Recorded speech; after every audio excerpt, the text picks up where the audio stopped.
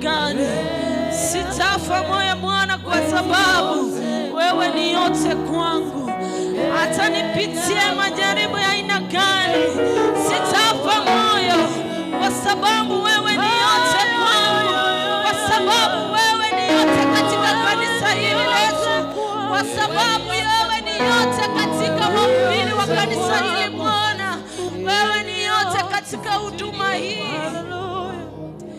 You are everything, God.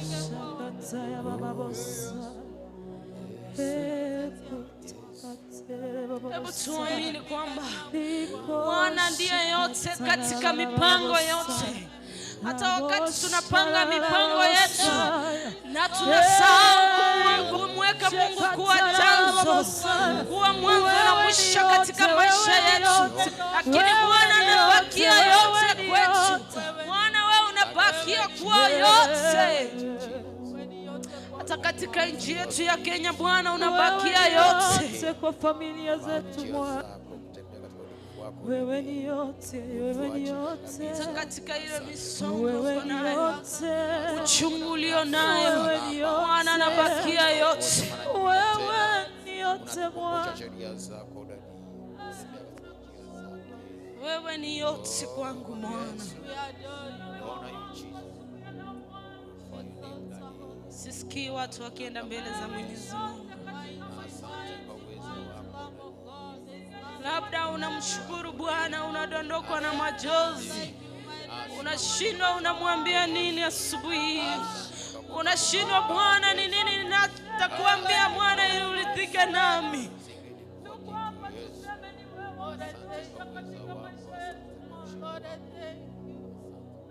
Bwana tunaomba uwepo wako katikati katikati yetu. Ana wakati tunashindwa ni nini cha kuomba Bwana, Roho wako Mtakatifu awe katikati yetu, azungumze nasi, atupe nguvu, atupe ujasiri wa kuzungumza na wewe Bwana, atufunulie zaidi jinsi wewe Mungu ulivyo mkuu.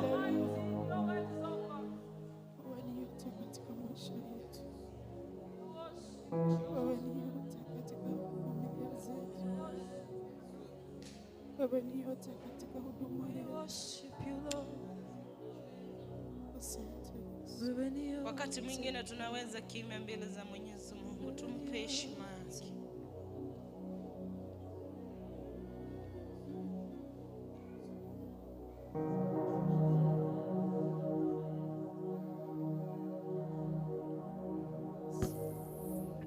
Thank you, Jesus. Thank you, Lord.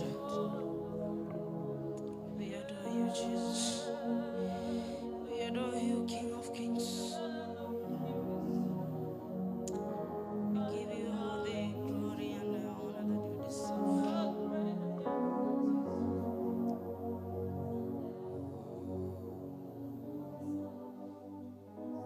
When you keep quiet, God speaks.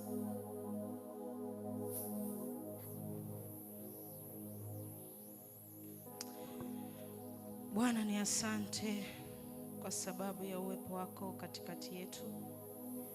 Ni asante kwa neema ambayo umetupa Mfalme. Tunanyenyekea miguuni pako Mfalme wa ajabu. Tunasema kwamba wewe ni Mungu siku zote. Bwana, umetukuka katika kiti chako cha enzi. Umeinua mioyo yetu asubuhi hii, tumeweza kukuabudu. Umeinua hata akili zetu Bwana na mawazo yetu. Tumeweza kukuabudu Bwana. Hata pale ambapo tumekosea Bwana, tunaomba msamaha. Tunaomba tena utufariji mioyo yetu. Wale ambao tumebondeka ama wale ambao tumefunjika mioyo Bwana,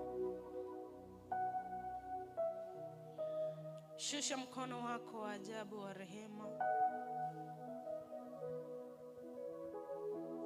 Ganga jeraha zetu Mfalme. Huduma hii ni mikononi mwako Mfalme. Kazi hii tunayofanya Bwana sio ya bure. Yesu, tunakuomba katika vipindi vingine ambavyo vinafuata Mfalme, Roho wako Mtakatifu awe pamoja nasi. Tuongoze, uwe mwanzo na mwisho katika siku hii ya leo Bwana.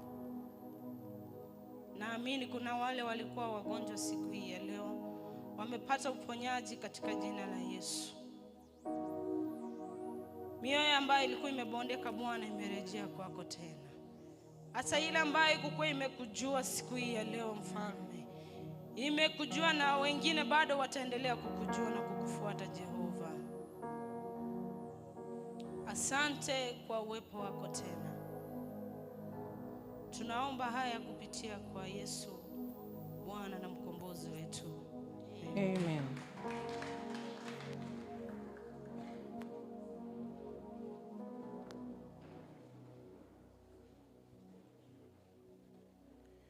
Bwana asifiwe. Bwana Yesu asifiwe. Praise Jesus. Salimia mwenzako, mkaribishe katika nyumba ya Bwana. Amen. Karibu sana. Ni Jumapili iliyo njema ambayo Mungu ameandaa. Uko mahali unafaa kuwa siku ya leo. Ninaomba kuleta matangazo machache. Karibu na asante sana Praise and Worship kwa kutupeleka kwa hicho kipindi. On Sunday, next Sunday 21st, tutakuwa na fellowship evaluation hapa kanisani, na ninaamini kwamba all fellowships tumejipanga vizuri, na ningependa kutangaza kwamba kwa zile zawadi ambazo huwa tunatoa kama fellowship wakati wa evaluation on Sunday, please apostles, tuhakikishe kwamba tumeleta zawadi ambayo ni ya Christmas. Tusinunue kiti, tununue food basket ambayo itaenda kwa our pastors. So all fellowships, kwa vile tumejipanga na zawadi ya kupeana kwa evaluation, tununue food basket ambayo itakuwa ni basket ya our pastors wakati wa Christmas. So take note of that na tuweze kubarikiwa pamoja. Kila mmoja amealikwa tunapoenda kusikia kutoka our fellowships. Hata kama wewe hauna fellowship, jiunge nasi ili uweze kusikiza injili tunapohubiriwa kupitia kwa lesson ambayo imekuwa ya last quarter. Tutamaliza Sunday 21st tukilaunch another lesson ambayo itatupeleka another quarter. Karibu sana na Mungu awabariki. On Saturday 20th, Jumamosi tarehe 20, tutakuwa na center meeting Daraja Mbili PAG Church. Saturday tarehe 20 tutakuwa na center meeting pale Daraja Mbili PAG Church, na our church choir itakuwa present wimbo, na kwa sababu ya kujitayarisha choir members tumeulizwa tukuje practice kuanzia kesho Jumatatu, Jumanne, Alhamisi na Ijumaa kuanzia saa 10 hadi saa 11 jioni, 1 hour. Choir members tutakutana hapa kanisani Monday, Tuesday, Thursday and Friday kutoka saa 10 hadi saa 11 ili tuweze kujitayarisha kwa center meeting on Saturday.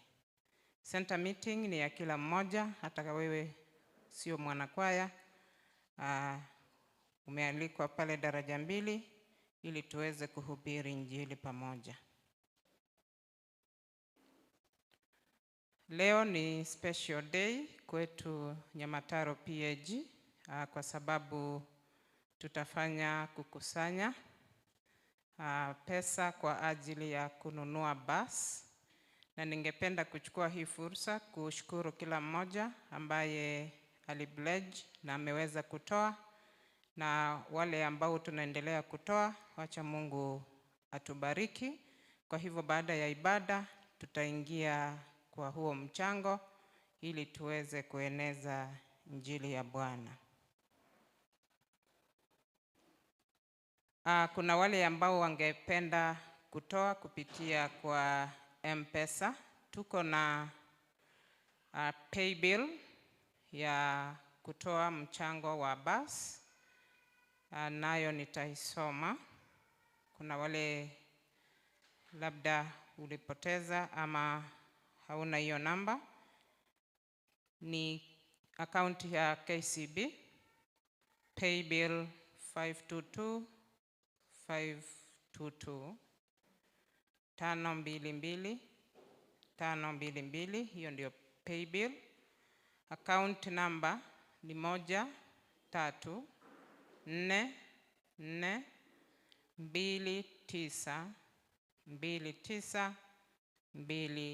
134492925. Account number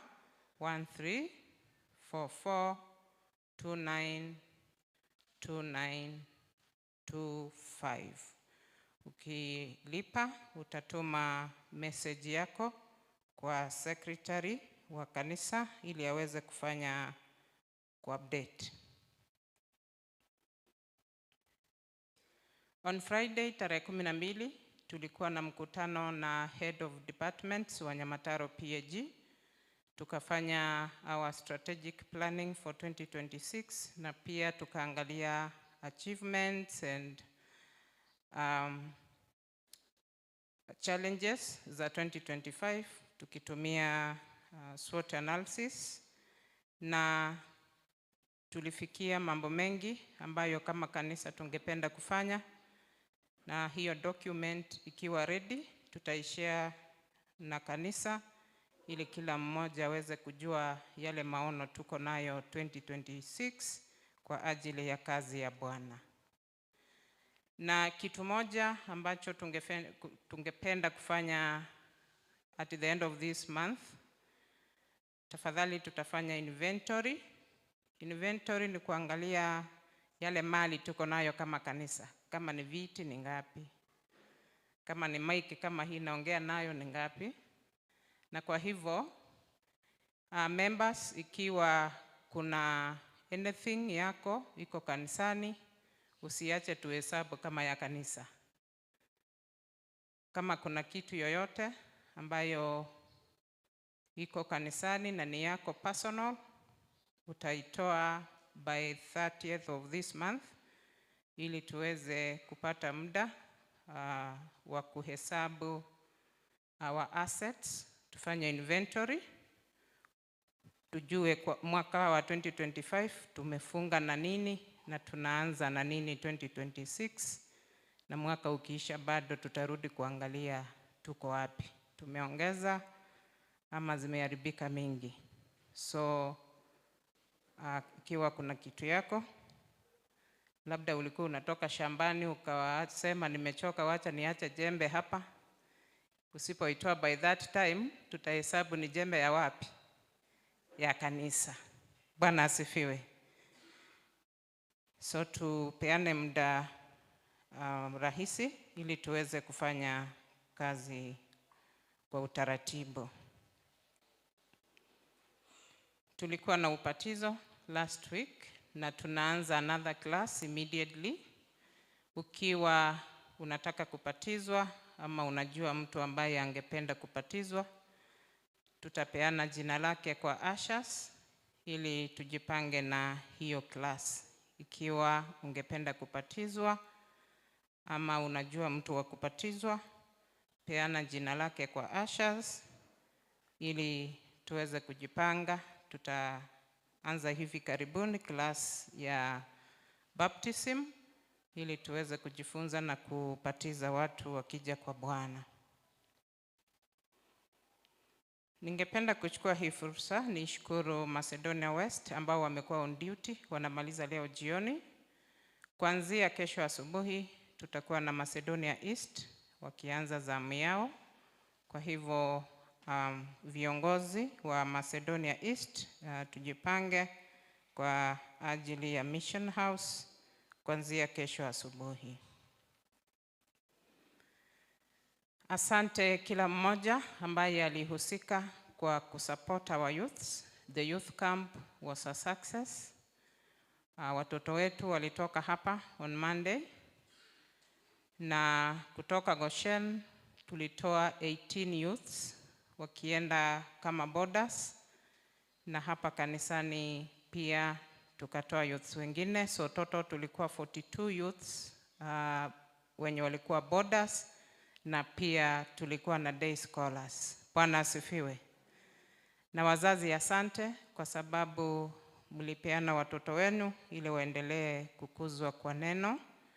Na kwa ajili ya hiyo camp tutaita youths, watatuambia ilikuwaje. Lakini for now, thank you so much for supporting them. Na tunaamini kwamba ule moto walitoka nao camp utaendelea kuwaka na jina la Bwana litukuzwe. So nitaachia matangazo hapo. Niite choirs. Tutakuwa na kwaya 2, Macedonia West, tumalize na youths. Macedonia West, karibu.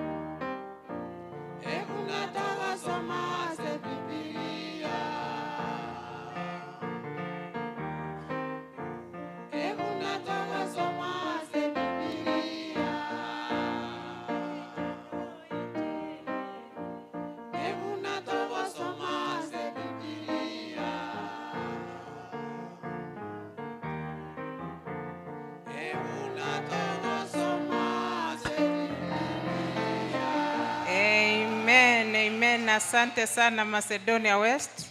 Hiyo sijawahi sikia hiyo. Amen.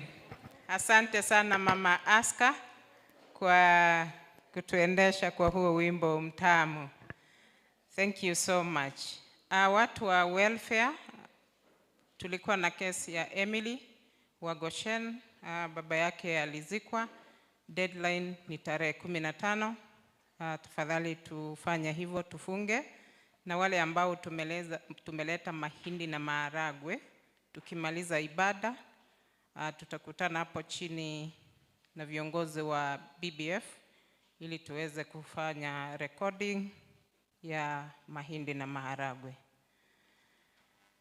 Asante pia wale ambao tulisimama na mzee Ariga akimpoteza ndugu yake, na muona ako kanisani. Baadaye atatusalimia. Karibu sana youths.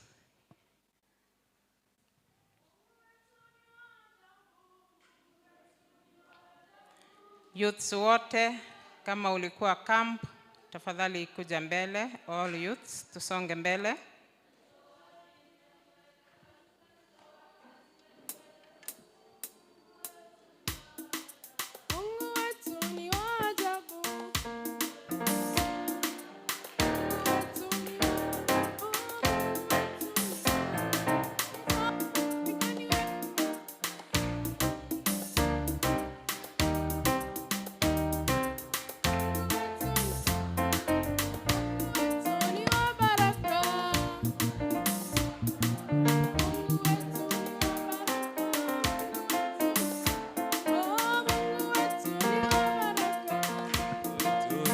Baraka, Mungu wetu ni wa baraka, Mungu wetu ni wa baraka. Mungu wetu ni wa utukufu, Mungu wetu ni wa utukufu, Mungu wetu ni wa utukufu. Amen.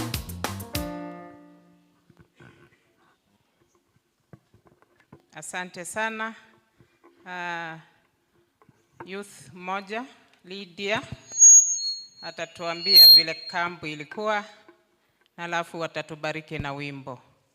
Alafu youth wote next Saturday saa 8 kamili tukutane Goshen PAG, ndio tutafanyia mkutano wetu wa youth. On Saturday saa 8 kamili tukutane Goshen PAG, ndio tutafanyia mkutano wa youth. Kwa hivyo wazazi, ukisikia youth akikwambia next week anaenda Goshen, ujue it is official, ndio tutafanyia mkutano wetu. Karibu. Bwana asifiwe. Bwana asifiwe tena. Mbele yenu ni wana youth wa Nyamataro ambao mlituma kwenda youth camp at Kereri Girls.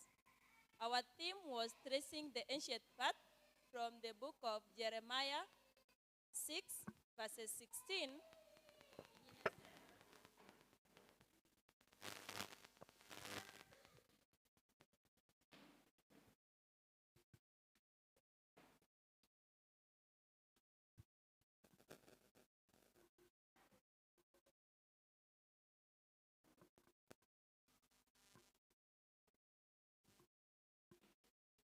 The Bible says, this is what the Lord says, stand at the crossroads and look, ask for the ancient path, ask where the good way is, and walk in it, and you will find rest for your souls. But you said we will not walk in it. Tulibarikiwa with that verse and so many verses ambayo tulihubiriwa with our Bible teachers and the main speakers. Na wazazi tunataka kuwashukuru kwa kupeana the youths wenu waenda camp. The board and our bishop tunataka kushukuru sana. You supported us in all ways. In fact, these youths enjoyed. Sindio? Yes. You really enjoyed. And we hope next year it will be the same thing. Thank you. Barikiwa.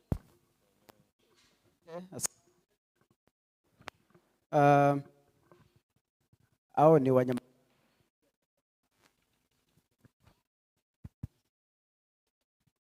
Yes, hiyo ni Nyamataro, bado tuko na wana Goshen. Bwana asifiwe. Goshen, inueni mikono. Thank you. Hao akimoko bagera chingo bigaki.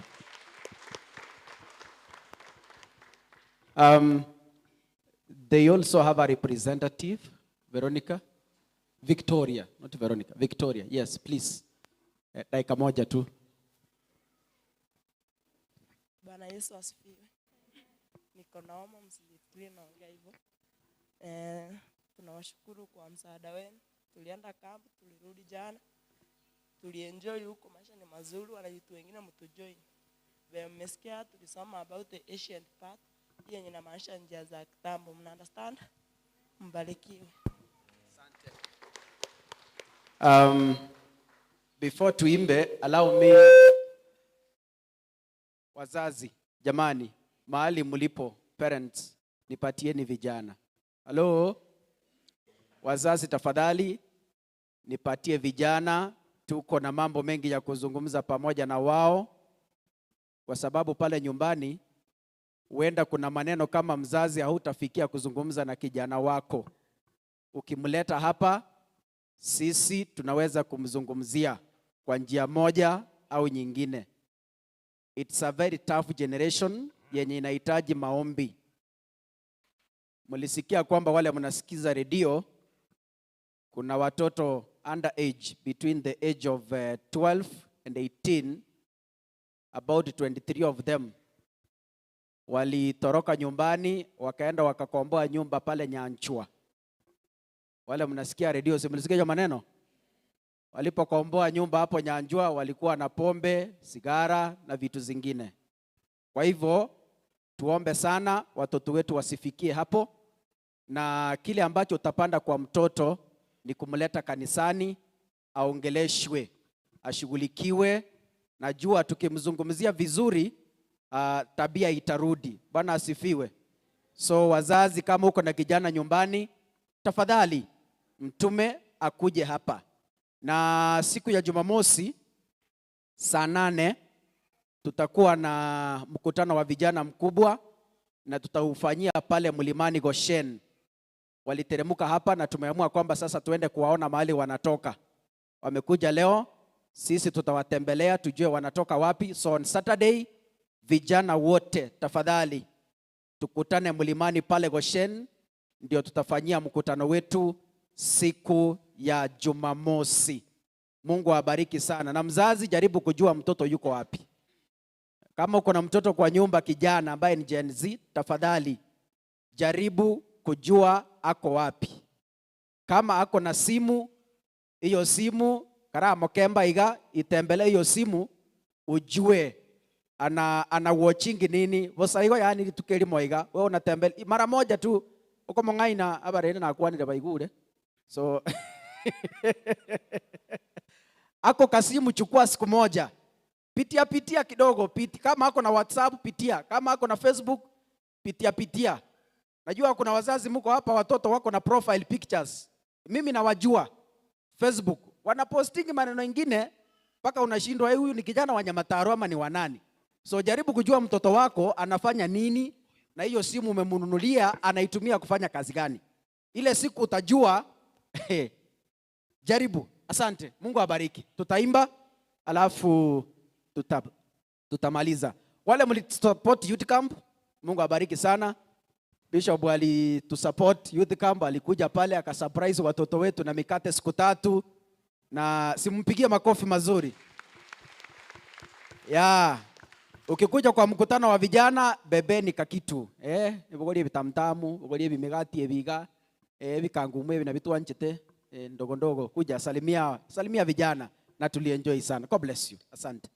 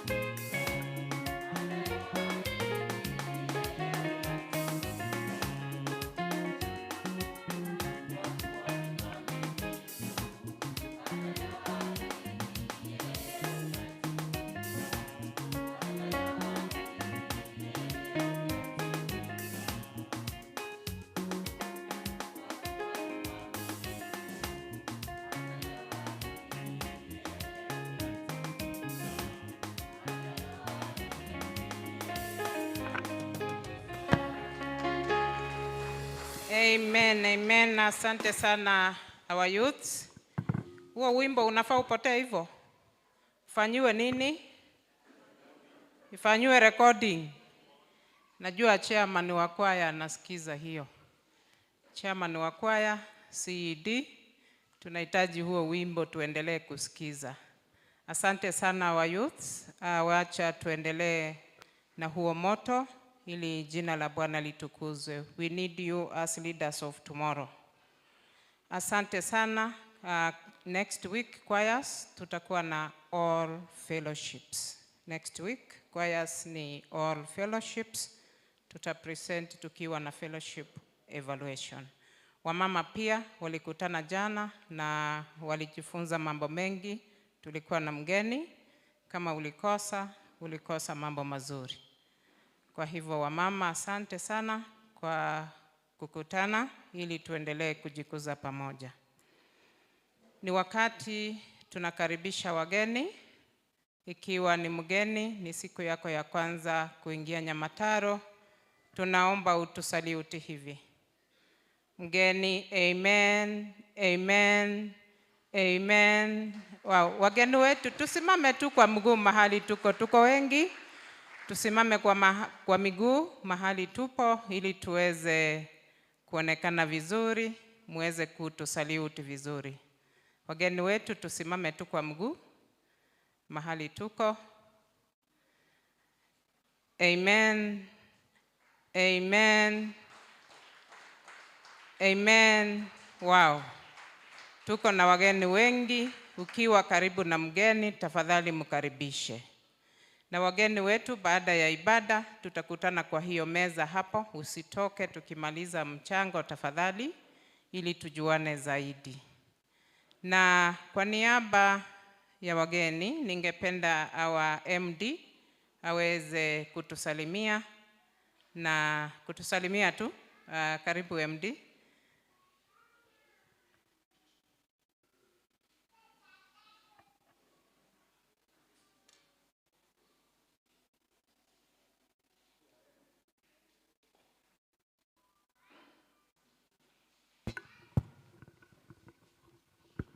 Bwana Yesu asifiwe. Nisalimie. Bwana Yesu asifiwe.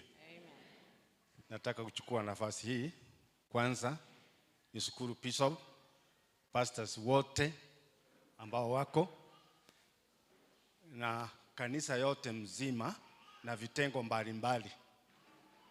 Asanti kwa sababu tulipoteza ndugu wetu ambaye ninafuata, sio mimi namfuata, tunamfuata. Tunamfuata, tuko watatu kumfuata. Kwa hivyo kuna watu wengine walikuwa wananiuliza nisihudhurie matanga. Nikawauliza kuna nini? Ati wakati mmoja wenu ameaga, ati wengine hawahudhurii. Nikawaambia mimi sio niliaga. Sio mimi, ni ndugu yangu aliaga.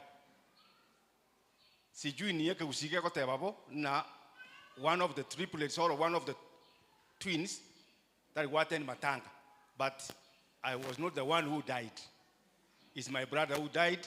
We followed that brother. Kwa hivyo nataka niseme na washukuru kanisa yote mzima. Nilisema vitengo mbalimbali. Muli create an impact in the village. Kule ambao mulikuja, impact ambao muliacha pale, hey, Nyamataro, muheshimike. Nasema ukweli, Nyamataro, muheshimike. Hata pastors wale wa makanisa ya lisafu waliogopa. Waliogopa kwa sababu wakati walikuwa wanakuja nyumbani walikuwa wanatuambia ni jina gani hili ambalo aliko umechenga Nyamataro. Nataka niwaambie hivi. Wote ambao tuko hapa kanisani tuchenga majina yetu. Tuhudhurie matanga, awe mdogo, awe mkubwa, tafadhali. Tufanye nini? Tusaidiane, ama sio pesa ambao tunataka. Presence, your presence is very important. Kwa hivyo nataka niseme bishop wetu na pastors wetu, nataka niseme Bwana Mungu awabariki. Amen. Amen. Asante sana MD. Sijui kama Emily yako na sisi. Emily? Amen. Tafadhali tuambie tu jambo moja. Emily pia alikuwa amempoteza baba, and we thank God that she's with us today as we worship the Lord together. Asante. Bwana asifiwe. Bwana asifiwe tena. Ngoira nirimbu ya mone kanisa ngima soko tena nanje, soko sira kwa tatu mintu. Bishop. Na pastor Mwenzi. Biamono asoko nkange. Biamono naende biamono. Amen. Asante sana. Wacha Mungu aendelee kuwatia nguvu mnapoendelea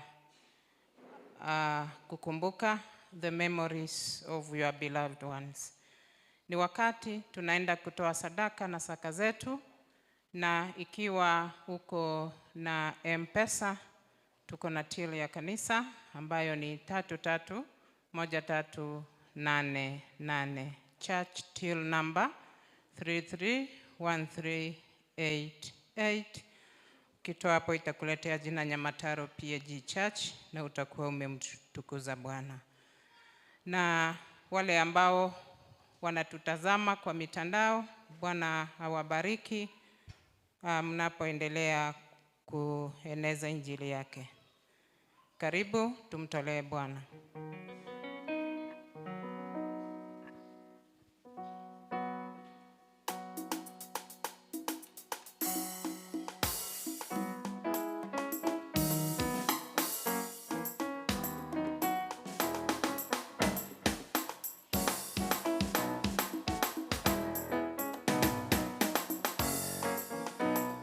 Natawala milele, natawala milele,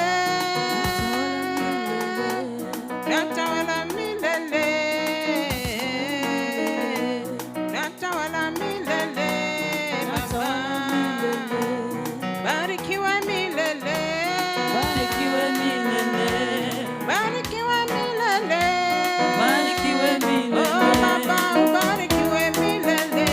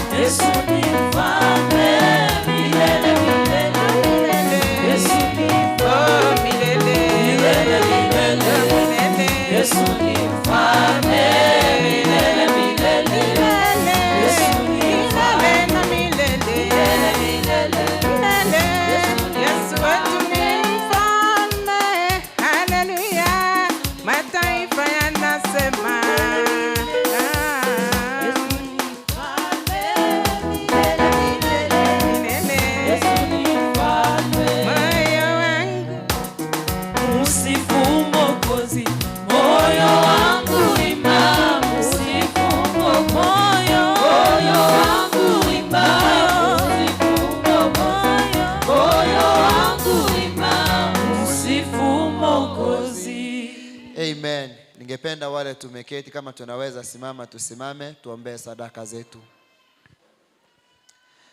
Amen. Tuamini tunapoomba. Baba Mungu, katika jina la Yesu Kristo, tunalienzi na kulimidi na kulinua jina lako takatifu asubuhi ya leo. Bwana, tunasema ni asante kwa sababu umetupa neema na kibali kuwa mahali hapa siku hii. Siku kuu Bwana, siku ya kukuabudu. Tumenyenyekea sana Bwana kuwa uweponi mwako. Asante Bwana kwa sababu umetusaidia, tumeshiriki katika ibada ya kukutolea. Wanao Bwana wamekutolea sadaka zao, wengine wamekutolea fungu zao.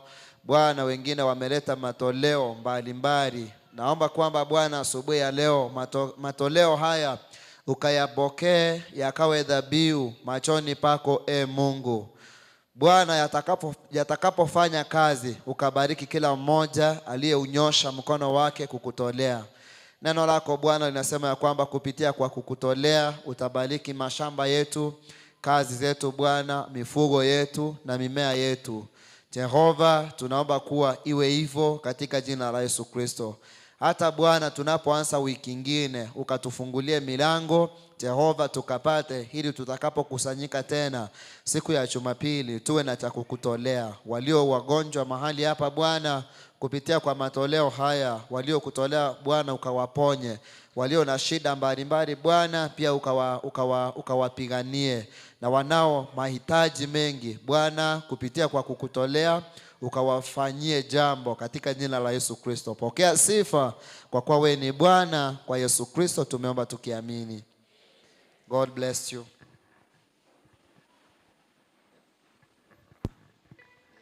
Karibu sana praise.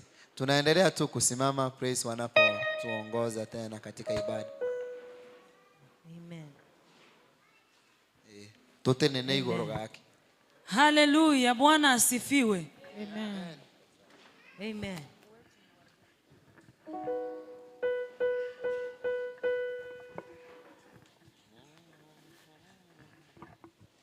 Hallelujah.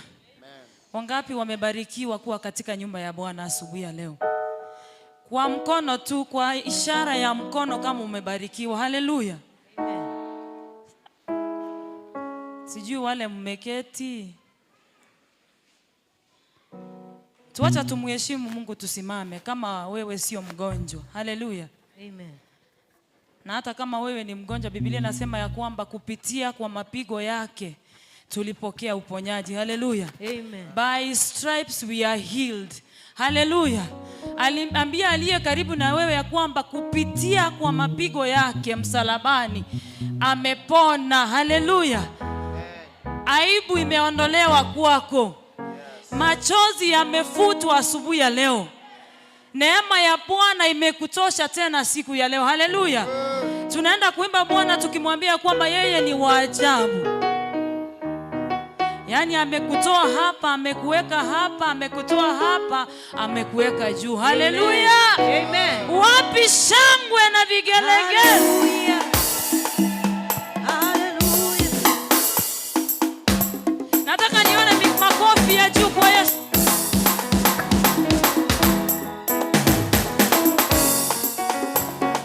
Mungu wetu ni wa ajabu. Mungu wetu ni wa ajabu. Mungu wetu ni wa ajabu. Mungu wetu ni wa ajabu. Oh, Mungu wetu ni wa ajabu. Mungu wetu ni wa ajabu. Mungu wetu ni wa ajabu. Mungu wetu ni wa ajabu. Sema Mungu wetu ni wa ajabu. Mungu wetu ni wa ajabu. Mungu wetu ni wa ajabu. Mungu wetu ni wa ajabu. Sema Mungu wetu wainuliwe. Mungu wetu wainuliwe. Mungu wetu wainuliwe. Mungu wetu wainuliwe. Sema Mungu wetu wainuliwe. Mungu wetu wainuliwe. Mungu wetu wainuliwe. Mungu wetu wainuliwe. Sema Mungu wetu apewe sifa. Mungu wetu apewe sifa. Mungu wetu apewe sifa. Mungu wetu apewe sifa. Sema Mungu wetu apewe sifa. Mungu wetu apewe sifa. Mungu wetu apewe sifa. Mungu wetu apewe sifa. Kakutoa wapi, kakuweka wapi? Kanitoa chini kaniweka hapa, kanitoa hapa kaniweka juu. Mungu wetu ni wa ajabu. Kakutoa wapi, kakuweka wapi? Kanitoa hapa kaniweka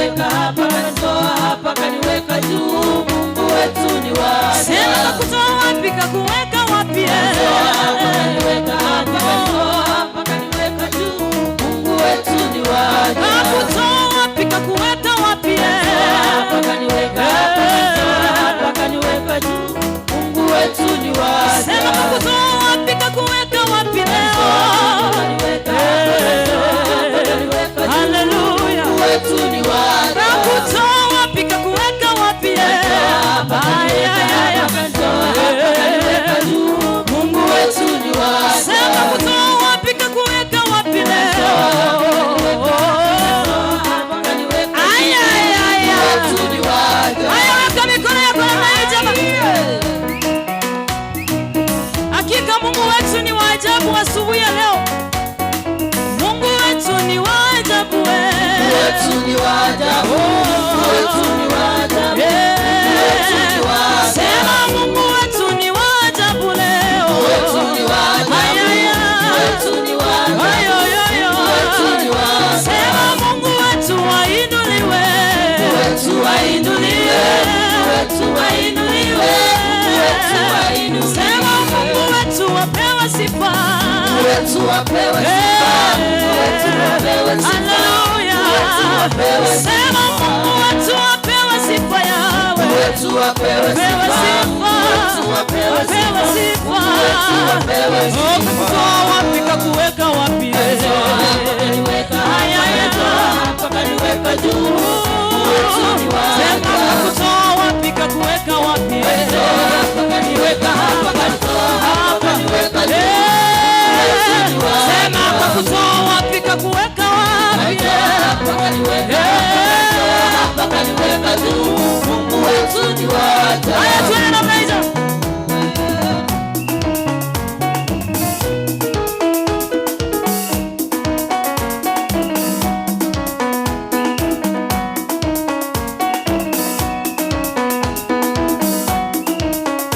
Haya weka mikono yako namna hiyo jamani.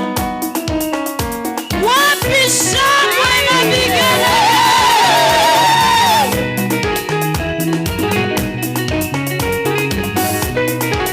Wapi vigelegele wa maiye?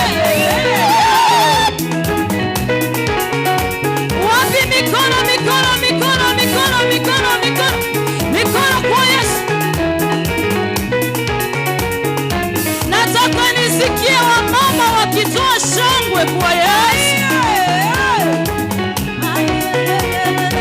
Uinuliwe Bwana wa mabwana, uinuliwe, umetenda mema yoyo. Uinuliwe Bwana wa mabwana, Uinuliwe, umetenda mema. uinuliwe Bwana wa mabwana, uinuliwe, umetenda mema leo. Wapi mikono kwa Yesu jamani? Umetenda mema. Uabudiwe Bwana wa mabwana, uabudiwe, umetenda mema yoyo. Wapi wamama wanamwabudu Yesu siku ya leo? Uabudiwe Bwana wa mabwana, uabudiwe, umetenda mema. Waabudu Yesu maana ametenda mema. Upewe sifa Bwana wa mabwana, upewe sifa, umetenda mema. Pewe sifa Bwana wa mabwana. Wapi wale wanampa sifa Yesu? Umetenda mema Yesu, umetenda mema. Masia umetenda mema. Mama umetenda mema. Sema umetenda mema. Masia umetenda mema. Yewe umetenda mema. Sema umetenda mema. Yesu umetenda mema. Umetenda, umetenda. Baba umetenda, umetenda. Yesu umetenda, umetenda. Yahweh umetenda, umetenda.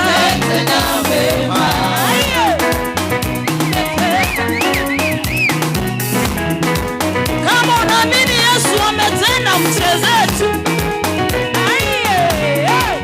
Aya, enda hivi kweli. Wapi vigelegele?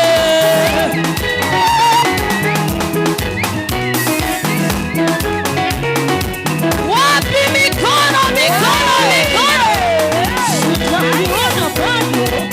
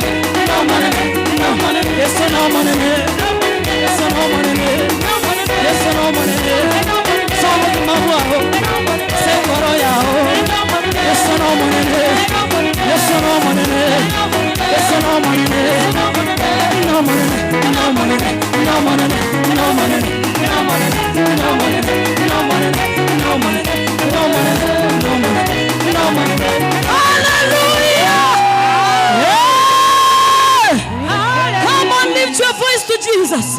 Mwambie wewe ni mkubwa. Mwambie wewe ni zaidi ya yale ambayo ninajua asubuhi ya leo. Wewe ni mkubwa Yesu. Wewe unatosha. Wewe unastahili Bwana. Hakuna linalokushinda asubuhi ya leo. Hakuna usiloliweza Bwana. Hakuna mwingine kama wewe Bwana. Tunakuabudu Yesu. Tunakuheshimu Bwana. Asante Bwana. Asante kwa wema wako. Asante Yesu. Heshima na utukufu na sifa twakupa Bwana. Heshima Yesu na utukufu wote na sifa. Mwambie sema heshima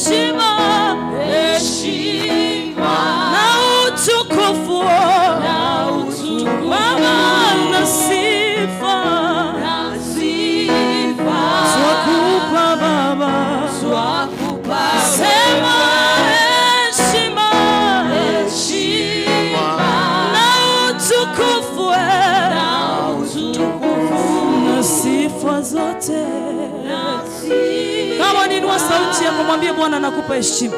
Twakupa Bwana heshima na utukufu ni vyako Bwana. Umeheshimika Bwana, umeinuliwa Yesu. Nani kama wewe?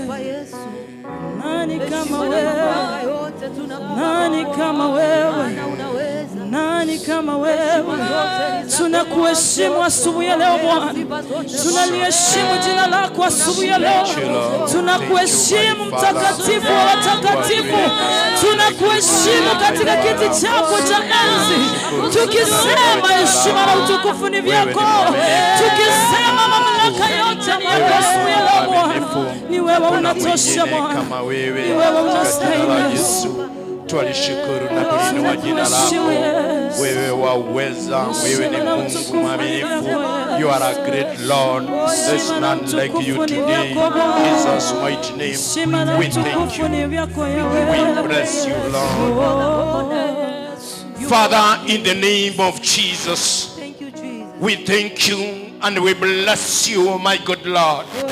You have given us a chance to stand and upon your name, my Father. The name of Jesus. How do I pray for your power? How do I pray for your mighty way to come to us, Lord? I thank you because of this congregation. I thank you because of praise and worship. I thank you because of each one person who is here, my good Lord. Father, as we go and as we venture into your name, be with us. Bless each one of us, refusing any satanic powers which will rise against us. We bind it and refuse it. In Jesus' mighty name we pray. Amen.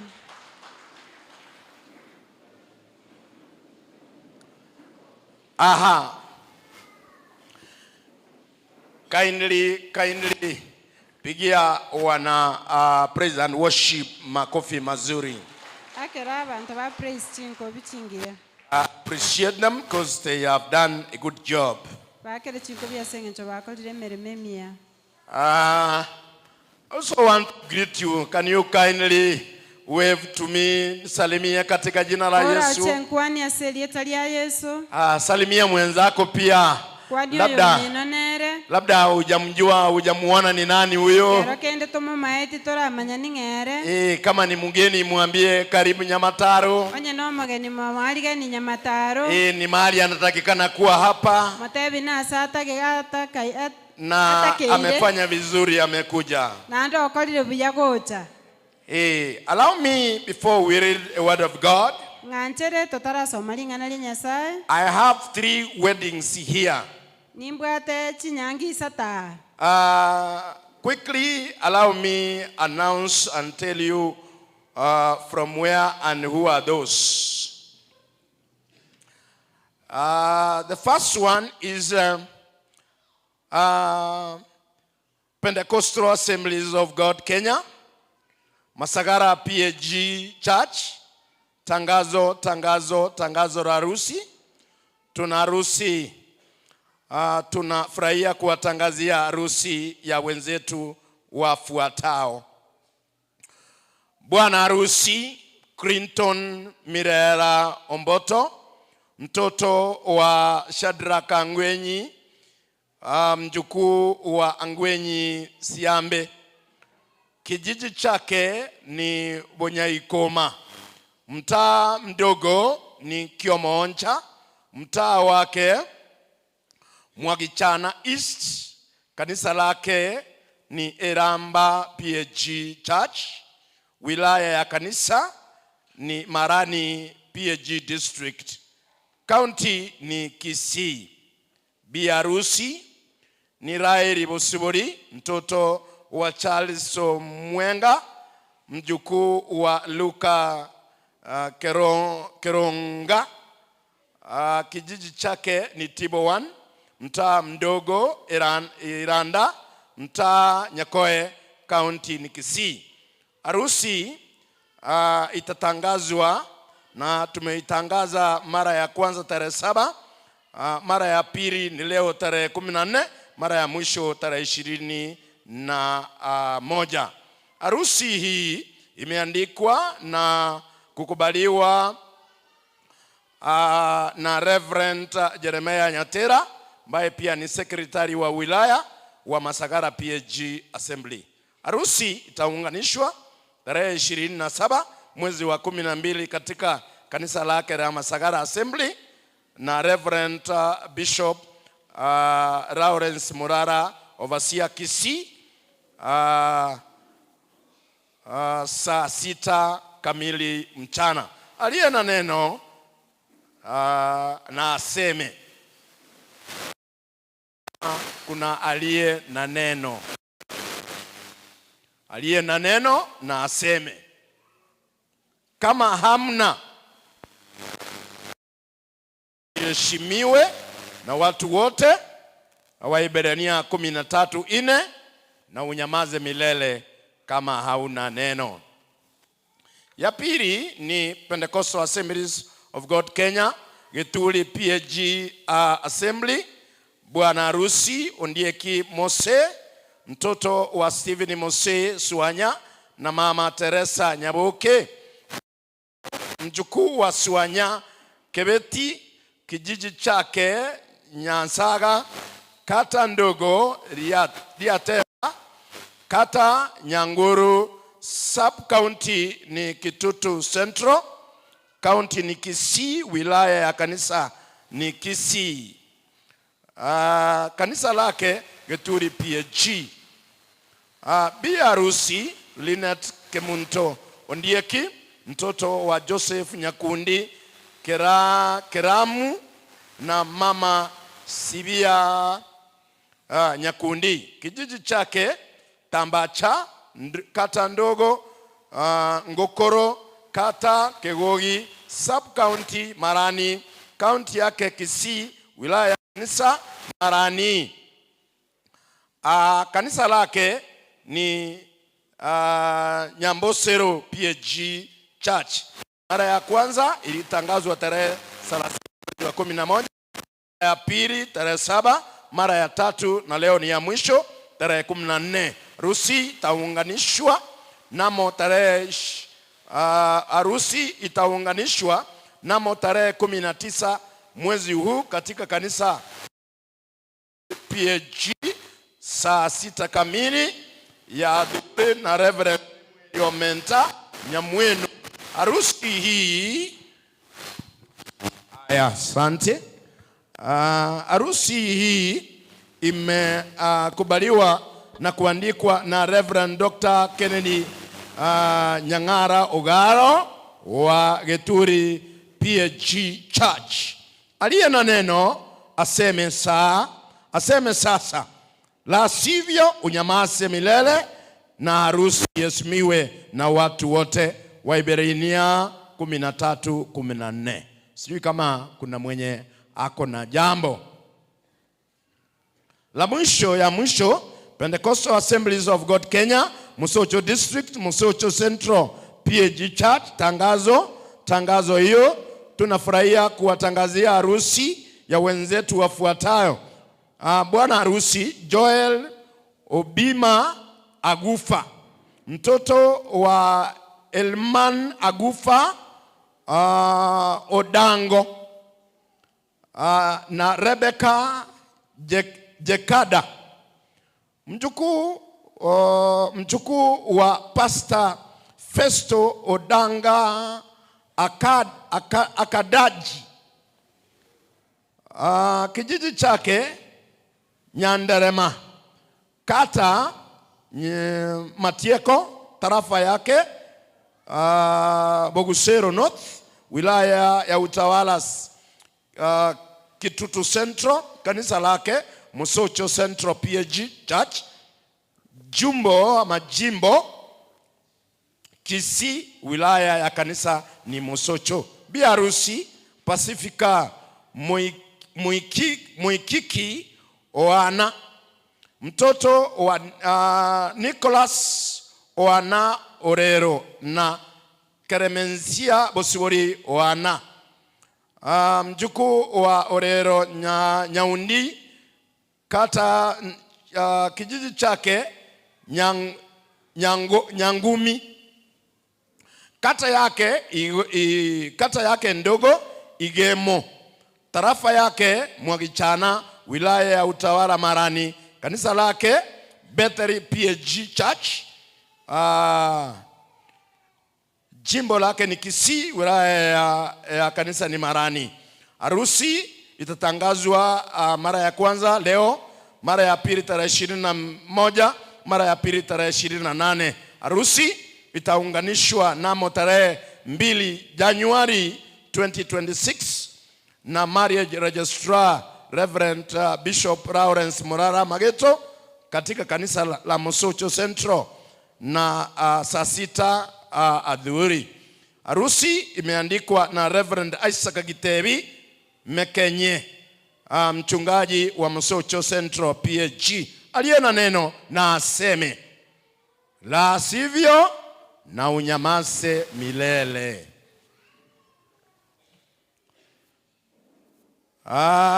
Asante. Nataka tuingie tusome maandiko. Leo tuko na mchango wa kukusanya fedha zetu kwa ajili ya kununua basi ya The Nyamataro. Kwa hivyo tutajiandaa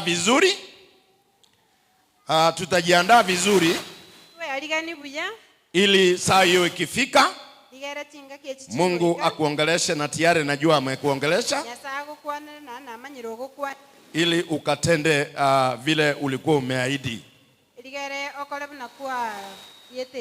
Mtanikubalia nikimaliza service, kuna mtoto tutamuombea dakika 5 hivi, ndiposa tuingie kwa mchango mkuu. Okay, let us now read the word of God. Nilikuwa nikifikiria vile tuko na mchango, tutasoma kutoka wapi? Then I saw it better we try and come up with a giving sermon.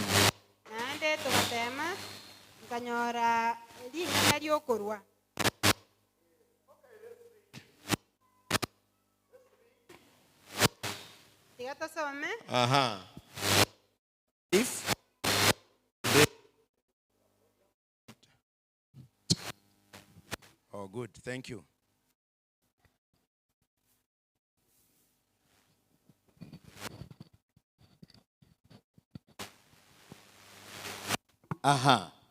Hata ikatae tutahubiri na mdomo. Kwa hivyo hata isishughulikie kukataa, sababu tutahubiri tu hata kama ni kuhubiri na mdomo. So let's read the word of God kindly. First Kings chapter number 17. Read from verse 13. And we read in Jesus' mighty name. We shall also read in our language. First Kings chapter number 17, 13. The Bible reads, but Elisha said to her, don't be afraid. Go ahead and cook the last meal. But bake for me a little loaf of bread first. Afterward, there will still be enough food for you and your son. For this is what the Lord, the God of Israel, says. There will always be plenty of flour and oil left in your containers until the time when the Lord sends rain and the crops grow again. So she did as Elijah said, and she and Elijah and her son continued to eat from her supply of flour and oil for many days. For no matter how much they used, there was always enough left in the containers, just as the Lord had promised to Elisha. abaruoti yeritang'ani 15 ibere nsome 13 mpaka 15 emegoteba Elija agatebia omokungu oria toiroka genda okore buna gwatebire korende ritang'ani ondoserie omogati omoke korwa ase obosi obwo ondetere erio nyuma yaye oroisi oyo oo noyo bwa omwana owo ekiagera omonene nyasaye bwa Abaisiraeli otebire iga obosie bore ase ekeganja kiao tibokoera na amaguta ara ase echuba yao takoera goika rituko riria omonene aratome embura ase ense omokungu oria akagenda agakora buna Elija amotebetie na omokungu oria na Elija n'abantu bonsi b'enyomba y'omokungu oria bakaba bakonyora endagera isaine ase amatuko amange obosie bwarenge ase ekeganja keria tibwaerete gose amaguta arenge ase echuba eria taerete koreng'ana buna ring'ana ry'omonene riria riakwanetwe na Elija. Baba, katika jina la Yesu, Tata ase rieta ria Yesu asante kwa neno lako. mbuya mono ase ring'ana riao Tumesimama pamoja na mkarimani wangu twatenenire amo n'omwonchereri tunapoyatafsiri maandiko hayo. getoko yakwana amarika aya Baba, ututumie vilivyo Tata otutumie na maandiko hayo yawe ya kubarikia kwa wenye wanatusikiza. na amarika aya bayogoseni asabu Asante sababu utatenda, mbuya mono ase eng'encho nokore na ni kwa jina la Yesu tumeomba na kila mtu ase rieta aseme ria amen. Yesu twasabire na kwegena amen. Bwana asifiwe. Amina. Hebu tena tafadhali unisalimie katika jina la Yesu. Naande kora nche nkwani ase rieta I ria want to Yesu. bring up my theme like this: Tete kolete kerenga kiane iga overcoming the battles in giving.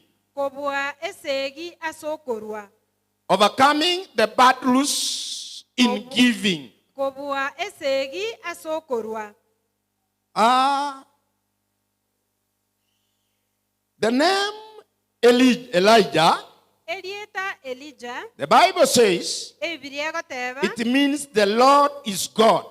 ebibiria egoteba ng'a omonene nyasaye The name Elijah, ama Elisha, erieta Elija means the Lord is God. limineti ng'a omonene nyasaye. Then, when we come to the story of the widow of Zarephath, ekero togosoma omogano bw'omokungu oria omoboraka it is a story each person and most of us know. n'omogano kero oyo omoito amanyete So, but the Bible says, korende ebibiria egoteba when Elisha, God used Elisha to go to Ahab, ekero nyasaye atumiete Elija kogenda asare and Elisha had said that there will be no rain. naende Elija konyotebire ng'a mbura teyegotwa. And then when you know what it means when somebody is saying there will be no rain. Nomanyete ekiemineti ekero omonto atebire ng'a mbura teiyo. Then after Elijah had prophesied that there will be no rain in that land, Ekero Elija konyabanire ng'a mbura tegotwa ase ense eria. then the king Ahab Naende omoruoti Ahabu was angry with Elisha. akaigwera Elija obororo. And then when he was angry with Elisha, Ekero aigwerete Elija obororo, the Lord told Elisha, Nyasaye agatebia Elija, hey, my servant, please move from that place. omosomba one karua ase abwo. I want you to go Ntagete ogende, to that widow of Zarephath. ntagete ogende ase omoboraka oria o Zarephath. And that widow will take care of you. Naende omoboraka ori nakorende. And then Elisha obeyed and he went there. Naende Elija akaigwera akagenda aroro. Then the Bible says, Ebibiria egoteba, when Elisha went to that place where the widow was, ekero Elija achiete ase ense eria omoboraka oria arenge, surely he got that widow. ekene akanyora omoboraka oria. And that widow was just looking for some small firewood around. Omoboraka oria iga arenge gosangereria chinko. I am saying this. Wakati Elisha alienda mahala, Ekero Elija achiete asaria, alikutana na huyu mama mjane mahala pale, akanyorana n'omong'ina oyo omoboraka asaria, akitoa kuni kidogo kidogo. gagotenya chinko konkeiga. Wakati Elisha alikutana na huyu mama, Ekere Elija anyoranete n'omong'ina oria. akamwambia mama, Akamuteia omong'ina. nimekuja hapa, Igo nachira. unaweza kunipea maji ya kunywa? Ng'amache y'okonywa. Mama akakubali kuletea Elisha maji. Omong'ina oria agancha akaletera Elija amache. Saila anaenda, Naende riria akogenda. Elisha akamwambia hivi, Elija akamutebia iga. uniletee pia na kamkate kidogo. Naende ondetera akamugati gake. Hapo sasa ndio historia ilianza. Bona abu n'omugano ochakirete. Mama anamwambia, vile unaniona hivi, Omong'ina oria akamutei ng'a bu nondoche iga. hizi kuni ambaye ninarogota hapa, Chinke chingosangereria iga. ashwari tukipika kamkate yako, Tokorosia akamugati yako. basi tukimaliza Togokora. hatutakuwa na chakula ingine yoyote. Naende ntoko banandagerende. Then tutakuwa sasa tunangojea tufe. Bone toko kanyatukwe. But Elisha akamwambia maneno mazuri. Kolende Elija akamuteia mang'ana. Wewe ingia hapo ndani ya nyumba. Akamutebisoa nyumba. Wewe utengeneze kamkati yako.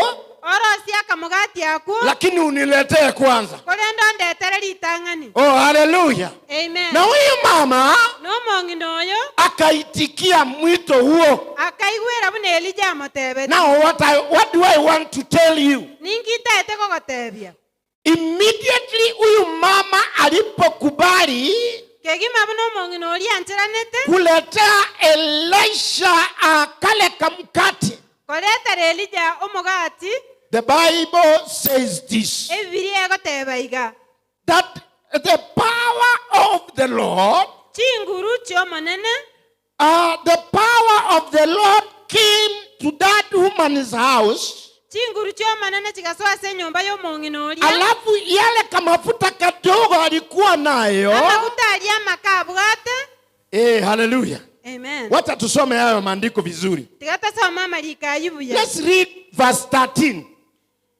Elija agatebia omukungu oria toiroka. Yes. Genda okore buna watebire. Yes. Kolende litang'ani ondoseria omugati omoke korwa ase obosi obwo. Ondetere. Eri enyuma yaye orosi oyo na oyo bw'omwana owo.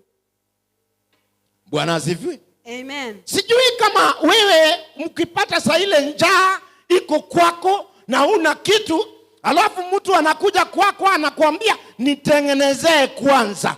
Timanyeti yaye chingaki chiri encharere bwo nande omonto ache mwagotebi ng'a ndoseri litang'ani. This was the situation of Elisha and the widow. Ekene kikiarenga aria ase Elija n'omobora koria. But the Bible says Kolende ebibiria egoteba. that widow agreed. Omobora koria akaigwera. Then immediately that widow agreed.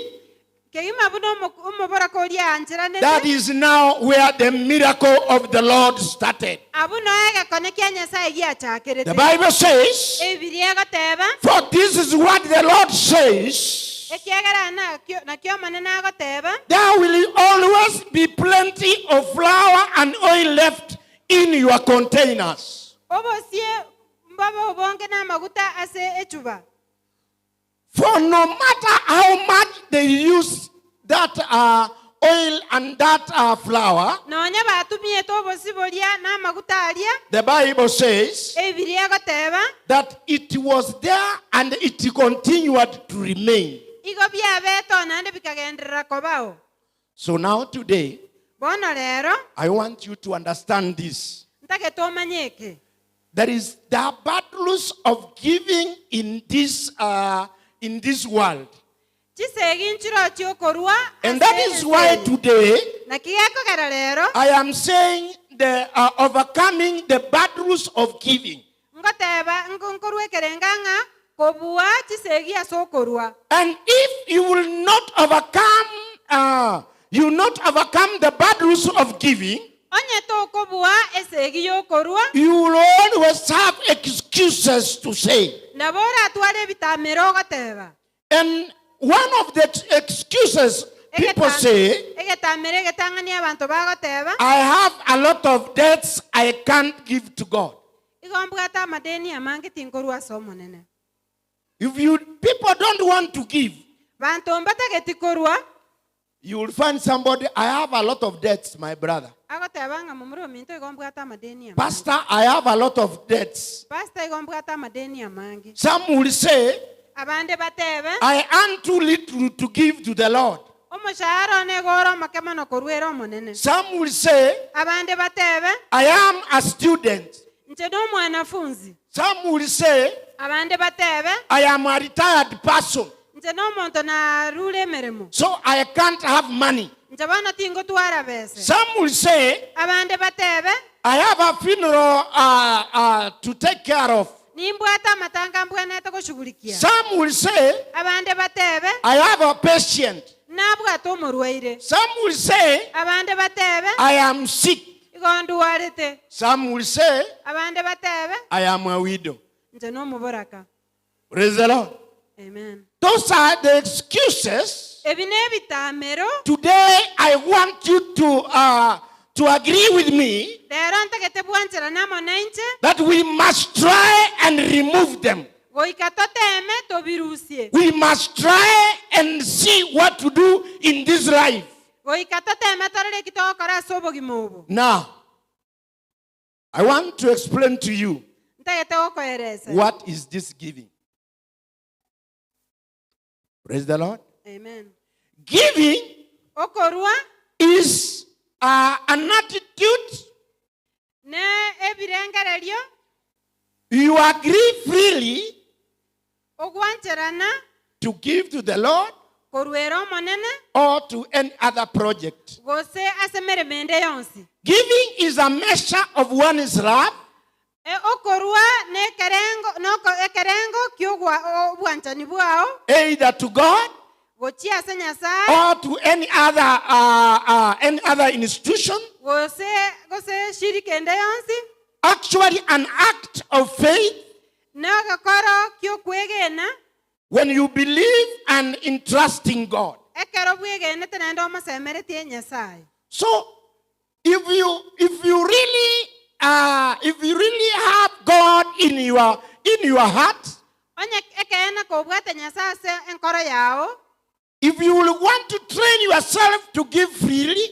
onye gwategete kwegeria korwa ase obwororo, then you will never have an excuse of anything. togotwara getamero kende gionsi. So what shortly I want to tell you today, Egento ntete gotebi rero, wakati huyu mama alipokubali kutengenezea Elisha kale kamkate ambaye hakuwa nayo, ekero omoboraka oyancheranete koroseria Elisha omogati nonye tabwate, ndio mama alianza kubarikiwa. nario omong'ina oyo achagete Ndio mama alianza kuona maneno vile yanakuwa mazuri. nario omong'ina oyo achagete korabuna ebinto bikoba buya. Ndio vitu zitabadilika kwa maisha yako. Ebinto bigaonchoka ase obogima bwaye. So I want to tell you number one is like this. Ntete goteiya egento egetang'aniga. The day you demonstrate your great faith in God's ability to provide, Rituko riria oranyara korokia chinguru chia Nyasaye ase okwegena. the day you will demonstrate Rituko riria ororokia the great faith in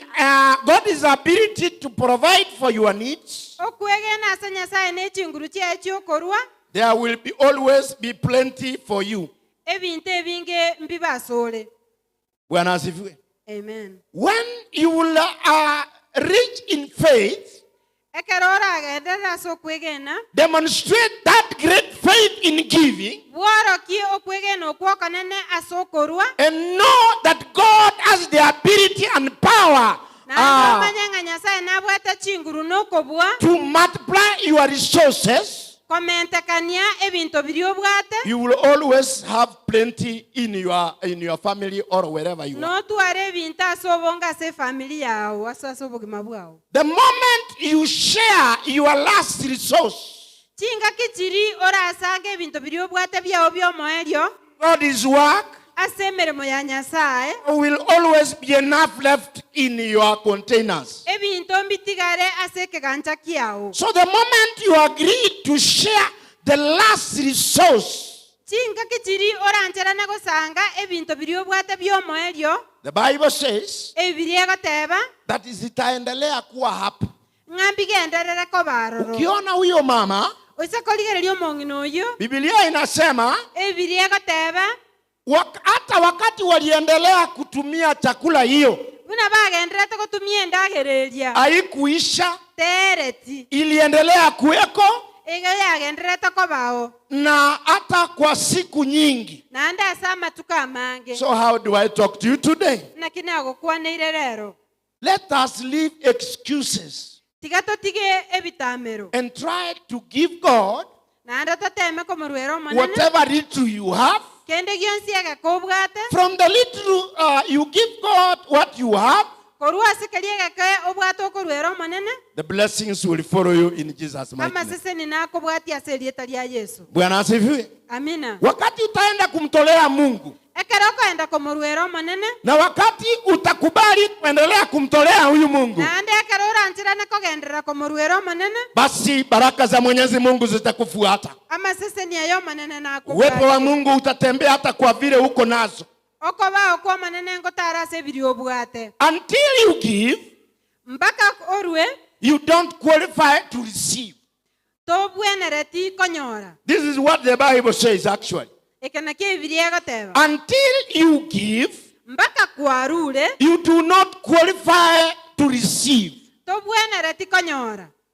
For God's power chinguru chio manene for your needs is actually bind to your giving. igo chibwateraniria sokoru kwao. I am saying this, my brothers and sisters. igo ngotebeke Until you give, mpaka kwarure you don't qualify to receive. tobwenereti konyora. To receive God's power to your needs. konyora chinguru chia Nyasaye asa maganiao Because giving aseng'encho korwa is the power to receive. na kwa chinguru chio konyora. So once you give, ekero kwarure you open a way to receive. igo koigora enchera yo konyora. So how do I advise you today? na kingo gosemirero That let us be there to give, tiga tobe ange korwa and then you will qualify to receive. nande bono no bwenere konyora. The Almighty God Nyasaye oito bwe chinguru controls your economy. nere obwate chibesa chiao. If you can read Deuteronomy 8, let's read that. Deuteronomy chapter number 8, 18. If we are there, kindly read for me. okoiranirira kwa machiko Deuteronomy chapter number 8, 18. isato ikomena isato moinyore ng'a omonene Nyasaye ino Yes. nere okoba chinguru chiokonyora obotenenku ekiagera aganetie gokong'ia okobwatana kwaye kwogotianania okwo akorete nechisokoro chieno buna akorire goika rero iga. Bwana asifiwe. Amen. Actually, what you have kende gionsi obwate and what you intend to have, na kende gionsi ogochigotwara it is God who controls that. Nyasaye obwate ebintu ebyo. And unless you give, dioka kwarure well, that receiving will not be there actually. gebintu ebimbi kobao. So that is why I am saying na kigeko gerango teba the Almighty God Nyasaye oito bwe chinguru controls our economy. nero obwate okobwa ase obotenenku He bwao. also controls our income. nero obwate okobwa ase okonyora kwao. So how do I pray to you today? na kingo goboria When rero you are asked to give, ekero kwabori igorwe kindly give kora nche karwe so that you open a way of receiving. digere oinyore oigore ebisieri byokonyora. Bwana asifiwe. Amen. I want you to get this clearly. tage tonyore ekebuya You get supernatural abundance igo okonyora ebintu ase obonge when you let go what is in your hand. ekero okobwatoka keri obwate ase okoboko kwao. You get supernatural abundance igo okonyora ebintu ase obonge when you let go what is in your hand for ekero God. okobwatoka keri obwate ase okoboko kwao ase eng'encho y'omonene. Then God will let go what is in his hand. nande Nyasaye nere nabwatoka byonsi biri biri ase amaboko aye. Oh, hallelujah. Amen. I am saying this. igo ngoteba iga You get supernatural abundance igo okonyora ebinto ase obonge When you let go what is in your hand, ekero okobwata okakerikera ase amaboko ao then once you have let it go to the Lord, naende ekero gwakorire nyasaye omonene then God will let what is in his hand to you. naende nyasaye nabwata okekerikera ase amaboko aye gocha asore. That is the theory of receiving. Eke nakio ekerenge giokorwa. So if you allow that abundance to be in you, onye gogwanchera obongo obo babasore, then surely the Lord also will let come to you. naende nyasaye nere nabwata okebicha asore. Because when you go back to Elisha and the widow, ekero koire na gochia ase Elijah no mobara koria, when that widow agreed to give Elisha what was the last meal, ekero mobara koria ncheranete ko Elijah endagera yarenge yo moerio, Bible says ebiria goteba that Elisha and the son and the widow, nge Elijah no mwana oria no mobara koria, they saw the supernatural abundance bakarora chinguru chia nyasaye ase obonge, when the power of God ekero chinguru chia nyasaye made the oil and the flour to remain and continue to be there. chiakorete amaguta ari n'obosi bokagenderera kobaroro. So it is the same to you. naende nabere boiga asore You will see the supernatural abundance norore obonge bwa nyasaye you give out to the Lord. ekero okomorwera omonene Bwana asifiwe. monene Yesu abako. The benefits we get when we give actually to the Lord.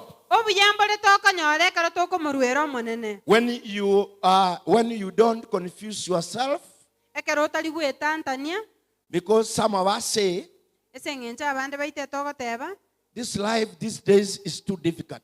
obogima siku hizi ebora obokong'u. Bwana asifiwe. Amen. Kuna kila mtu anasema hebu nifungie mkono wako katika jina la Yesu. ase rieta ria Yesu. Siku hizi kila mtu ukimwambia alete fedha, kero omonto ekero okomoteyere siku hizi anakuambia pastor, ujui vile fedha zimekuwa ngumu. au kobori nga pastor tumaete buna chibesi akong'ire Juzi mlituambia tulete hii, moiso ndi magotata itoreteke tena leo unatuambia tulete hii, naende rero ogotata itoreteke na leo tena unasema tufanye ile. naende rero ogoteba tokoreke. Sasa pastor, tutoa hiyo pesa wapi? pastor nga itokorusibu But I want to give you an encouragement today. ndagete gokobeka omoyo rero There is that supernatural power from God. chinguru chiogokuminchire chikorwa ase omonene. If you agree the supernatural abundance of God onye gogwanchera chinguru chia nyasaye ase obonga to asore come to you, chicha asore release what you have to God.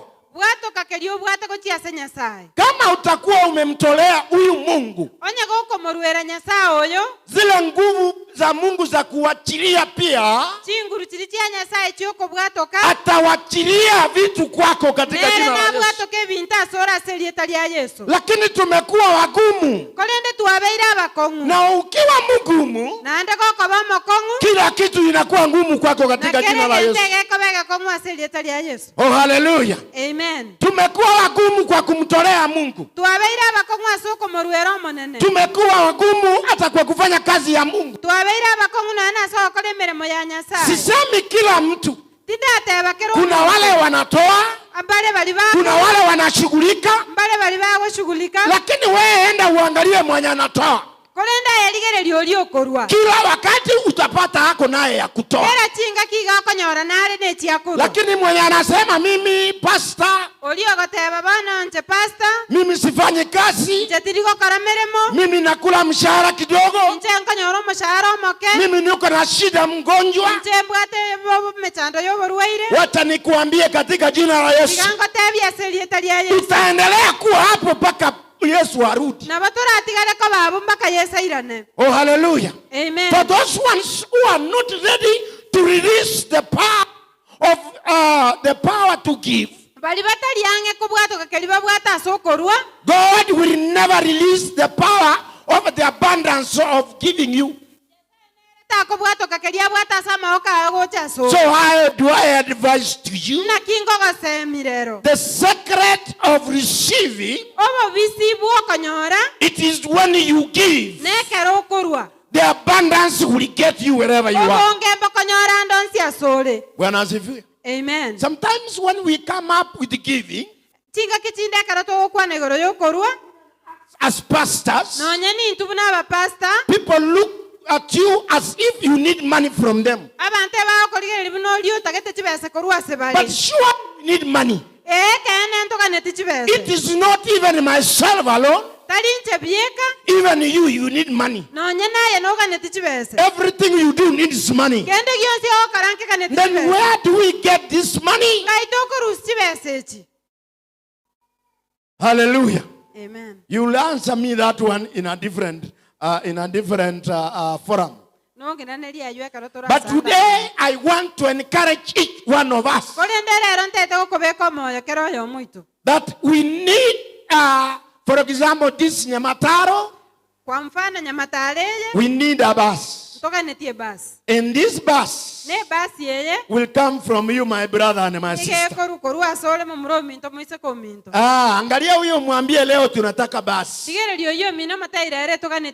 Limwambie tunataka basi. Ukiangalia kama ni kuna wale wakuja wanasema today we need month. Leo tunataka mbanzi. Leo tunataka nini? Mbanzi. Tunataka mbanzi. Kuna mwanasiasa mmoja alikuwa na chama chake cha mbasi. Sijui ni chambasi, sijui ni mbazi. Sasa hiyo lugha hiyo, that accent I cannot get it rightly. But leo tunataka nini? Bus. And we must drive. Bwana asifiwe. Amen. It is high time. High time Nyamataro must have a bus. Sisiki mtu akiniambia amen. Bwana asifiwe. Amen. Kuna siku tunaenda pale kwa wengine. Unapata wengine wamewachwa njiani ama wengine wamebaki kwa matanga. Unaanza wale wako na gari. Si unipelekee huyu huko. Alafu anasema unajua yetu imejaa. Bwana asifiwe. Amen. Hallelujah. Amen. Tunataka hiyo gari leo. Sio siku nyingine. Ni leo tunataka hiyo mbasi. Hiyo mbasi inatoka kwako. Kuna zile fedha to pledge. Leo nilikuwa naleta hiyo maneno ya kutoa. Nikukumbushe katika jina la Yesu. Wakati yule mama alipotoa ile chakula yake ya mwisho, Biblia inasema mahali mafuta ilikuwa inatoka, the power of the Almighty iliingilia kwa hiyo chupa, mafuta ikaingia, ikaendelea, na Elisha na huyo kijana na mama wakaendelea kukula siku zote. If you are going to give today and continuously, do not tire from doing God's work. The Bible says that people will reap what they have sown. So I don't know what you are planted. I don't know what you are going to plant. When I say we panda hiyo basi kwa nyumba ya Mungu. When utapanda hiyo basi kwa shamba la Mungu, God will give you a bus. Nyasaye nere nakoye bus. God will give you a vehicle. Nyasaye nakoye gari. God will give you a beautiful house. Nyasaye nakoye nyumba engiya. Those are what I want you to know when you give in Jesus' mighty name. Ikine kintage tomanye kerokorwa serietalia Yesu. Na sitachoka kukuambia tutoe. Na ande tinkora sagote itorwe. Sababu kuna vitu mingi tunataka tufanye kanisa hii. Ese ngenche bintu ne bingi toka netiko korase kanisa hii. Wewe omba Mungu.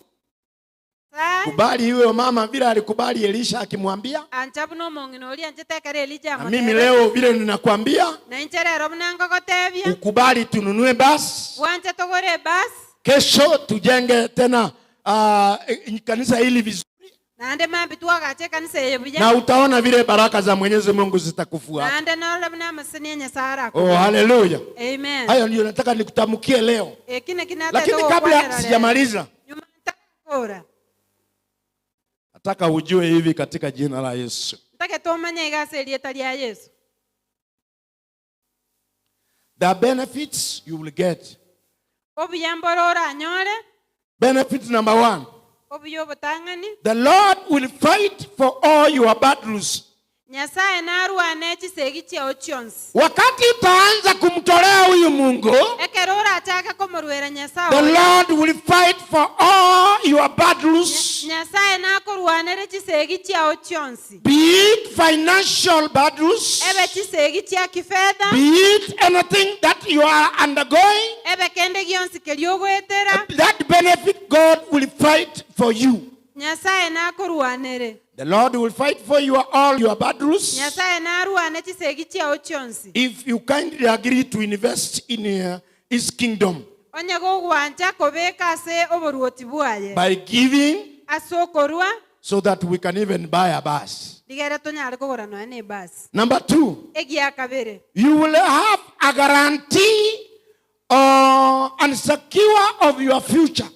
Na ande no tuarobo kene bwa mambi yao. You will have a guarantee. No tuarobo kene of your future. Bwa mambi yao. Even for your children. No nyana sabana bao.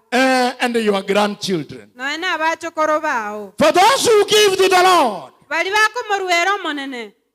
They have a guarantee. Mbatu arobo kene. That they have created security. For their future. For their children. And even for their grandchildren. If you can kindly read for me this. Proverbs 13:22. If we can read there kindly. 13:22. Yes. Read that for me. Omonto muya niga gotigo mwando asabana baye na ase abachokoro baye kolende obotenenku bwabanyene ebibe nigo bogacheire abanyene oboronge. Bwana asifiwe. Amen. A wise man leaves an inheritance for his children. So when you invest in the Lord, when you give to the Lord, oh hallelujah. Amen. How do I say that you have left an inheritance for your children? How do I advise you to invest? Even in your children. In fact, you leave an inheritance for them. That is even the Bible says this. Psalms 37:25. If you are there, it says, I was a young man, and now I am old. Yet I have never seen the righteous, nor their children beg for bread. Zaburi 37 okosome merongo ibiri na isane goteba ng'a nigo narenga omwana bono nagotire korende tinana korora omonto omoronge ogotigwa bosa gosa abana baye bakoborwa endagera. That means if you invest and give to the Lord, nande osekorwa somonene. aha, hallelujah. Amen. your children will get an inheritance abana bawo banyora omwendo and they will never beg. nande mbagosaberera. That is what it means when you invest and do God's work. Ekine kemine tiakara tokobeka nande twakora emirimo ya Nyasaye. And I want you to do this. Egento kende ntetomanyaneke You will become a beneficiary nobe oyo okonyora of God's blessings, amaseseni ya Nyasaye even here on earth. nonya niga asenseyi So you must give igogo ikorwe and get that, become a beneficiary to a blessing. nayo obo omonto oli okonyora amaseseni ya Nyasaye. Meaning that when you want God's blessings, Ngekero otageta amaseseni ya Nyasaye you just give in Jesus' mighty name. ayekarwe aserieta lya Yesu. If you give, Onya gokorwa all those benefits will get you in Jesus' mighty name. obuyo obu bwonsi mbokonyora aserieta lya In Yesu. fact, you will experience God's joy. Nonyora omogoko Nyasaye. The joy in your family, Omogoko ase the family. joy in where you work, Omogoko andonsi the asore. joy in your business. Omogoko ase obonchereri bwao. Just simply when you have invested in the Lord. Ekero lyoka kwabekira ase omonene. So how do I talk to you today? Nakingo okwanera lero. Because if you want to be a beneficiary, Onya gotaete koba oyo okonyora you just give in Jesus' mighty name. ayekarwe aserieta lya Yesu. Finish. Yingo kolera Read Haggai number 1:6.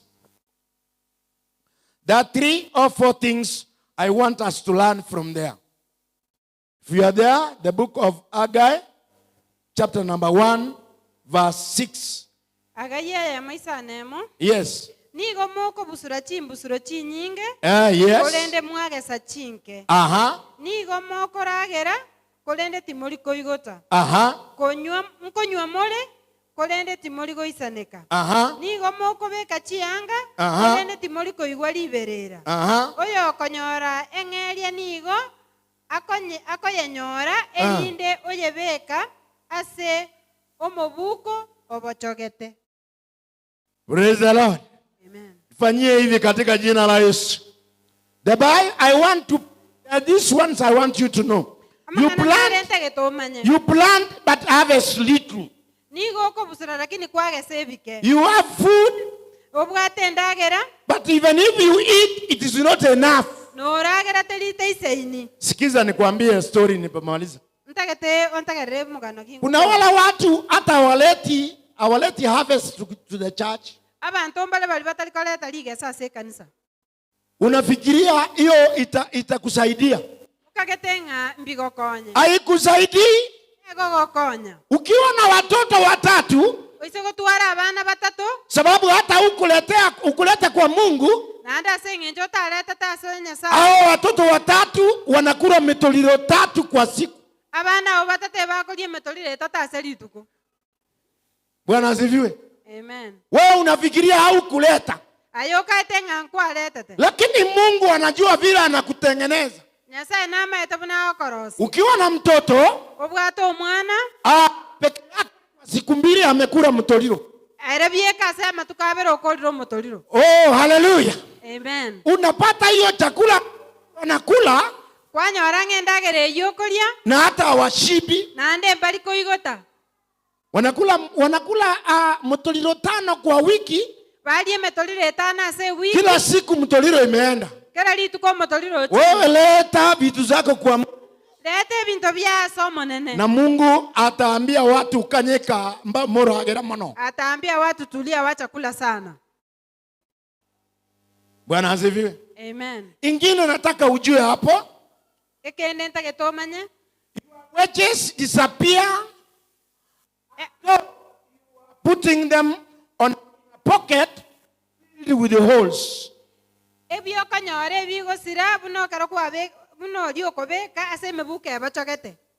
Kuna labda utapata mshahara. Umekataa kumletea Mungu. Unapata hata unafanya biashara. Kwanyorango kororo bonjoreri. Hauleti hata kwa nyumba ya Mungu. Tulikoleta ase nyumba ya Nyasaye. Biblia inasema hiyo kitabu Biblia goteba ase kitabu ekyo. Ukiweka kwa mfuko, ekero kubeka ase omubuko. Ni kama mfuko imetoboka. Igenga ngomubuko yugo bacha. Inamaanisha hizo fedha zako asikui na dhamana. So when you bring your money to the Lord, by either way of giving, by either way of tithing, God contains your wages. So be careful. Some of us, you don't know how your money is lost. It is because you are too hard to give in to the Lord. You have the money. He has blessed you. You can't even give anything to the house of God. How do I advise you today? Just bring something to the Lord. I talk to you today that kindly in Jesus' mighty name, all silvers and gold, in fact, belongs to the Lord. If you get time, you read Haggai 2 verse 8. It will tell you that all silver and gold in the earth belongs to the Lord. And if you know that all those belong to the Lord, kindly believe that God can bless you. So today, you have heard what I was saying. Don't harden your heart. Don't be rebellious. Agree and bring whatever God has blessed you to the house of God. And you will see how God is going to bless you. So remember, if you invest in the house of God, if you plant in the house of God, you will reap what you have invested in the Lord. So you can't reap something that you did not even plant. So how do I ask you in Jesus' mighty name? So let's have a good attitude in God's work. Stop saying I'm a widow. Stop saying I have a patient. Stop saying I have a funeral. Stop saying I don't have, I earn a little. I have a lot of debts. That is okay. But it is God who will bless you in Jesus' mighty name. So ninapomaliza, nataka leo kila mtu tuanze kwa ajili ya gari yetu. Kuna wale tuliandika. Kuna wale labda hatukukufikia. Usifikirie that labda kama hatukukuandika ama hauku pledge na labda wewe ni mgeni katikati yetu na labda hatujakufikia na labda tumeona wewe ni mgeni, wacha kwanza tukukaribishe. But tunataka tununue basi ya kanisa na tunataka join hands together ili Mungu atubariki katika jina la Yesu. Taka usimame kwa mguu wako. Yule mtoto anapoandawa aletwe hapa ili tunapomuombea. Na wewe usimame juu. Taka uongee na Mungu wako kwa dakika chache. Wacha akutie nguvu. igakobeke chinguru akufanye usitoroke leo, akokoleto tamarero sababu kuna wengine wataanza kuenda polepole polepole. ekiagera abande bare barachaka kogenda ng'ora Tafadhali tunakusii, koranje twagosoroire leo tutafanya mchango mkubwa. rero ngokora turi umuchango munene. Mungu atubarikie Nyasaye atusisenie na kindly vumilia kidogo, nande koranje remereria na tutapeleka muda sana. nande ntoli gochikoire ebiro mono. Taka tukaweze kuomba kwa ajili ya neno la Mungu. Father, I thank you. Father, I bless you. You are great. There is none like you today, my good Lord. Wewe ni Mungu mwaminifu. Wewe ni Mungu mkuu. Wewe ni Mungu umetutoa umbali. Baba wetu, katika jina la Yesu, asante kwa neno lako. Asante kwa yale Mungu wetu umeniwezeshea. Nimeongea kwa watu wako Mungu wetu.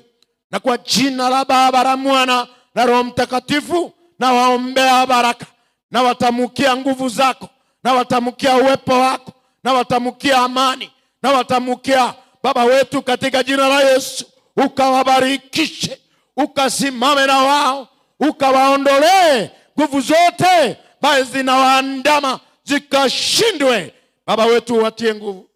Baba wetu, walinde walio wagonjwa wakaweze kuponywa, wenye wako na shida mbalimbali Baba, leo tunawaombea ukaweze kukutana na shida hiyo.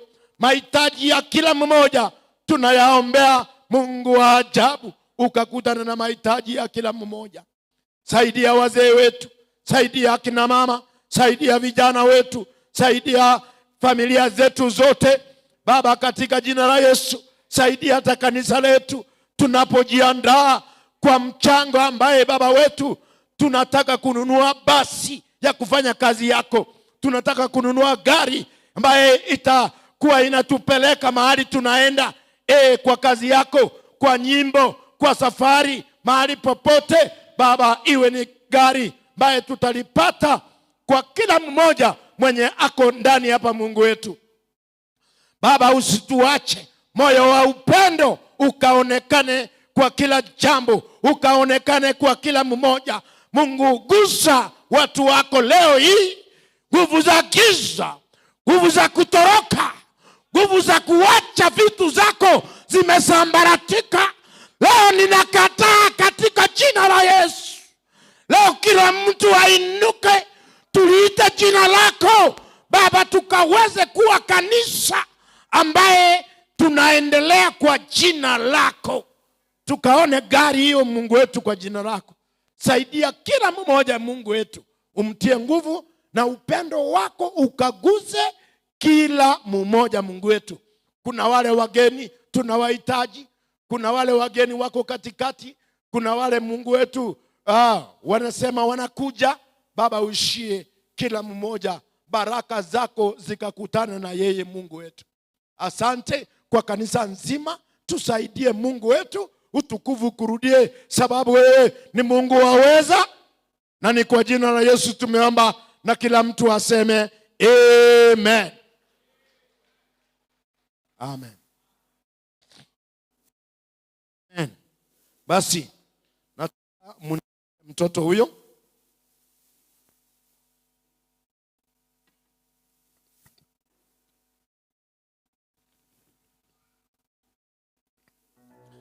haleluya.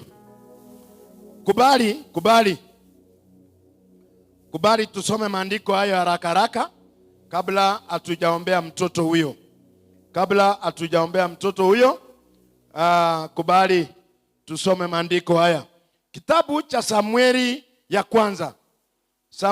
kwanza. The book of Samuel, chapter number 1. Kindly, if you are there.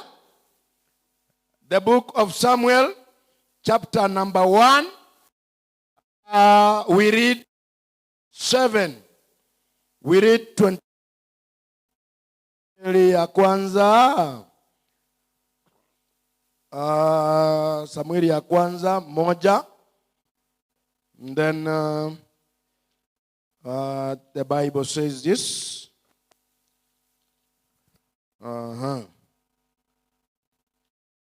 Haya. Yesu inasema hivi katika Samuel ya kwanza 27. I asked the Lord to give me this child, and he has given me my request. Now I am giving him to the Lord, and he will belong to the Lord, and he will belong to the Lord the whole of his life. Worship the Lord where they were. Leo wapendwa, wameleta mtoto wa Biblia inasema hata wakati Samueli alikuwa anapatikana kwa kina Ana, walijua ni lazima mtoto aletwe emani mwa Mungu.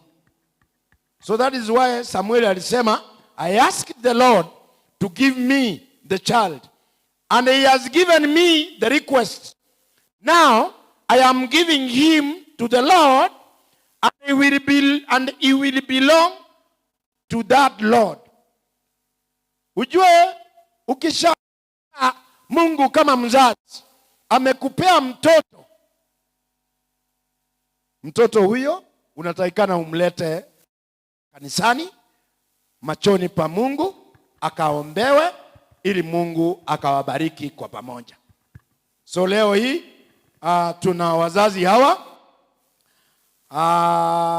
anaitwa Eden Regine Isaya, huyo ni baba mtoto.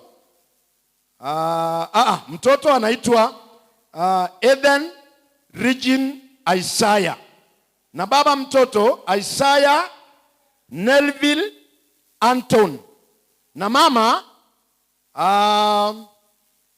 Caroline Nyaboke Minda. Baba na mama mtoto kubali kwao, wameleta mtoto huyu katika jina la Yesu. So baba mtoto, taka usalimie kanisa kwa dakika chache hivi tu, alafu tutapea mama naye, alafu tutaombea mtoto.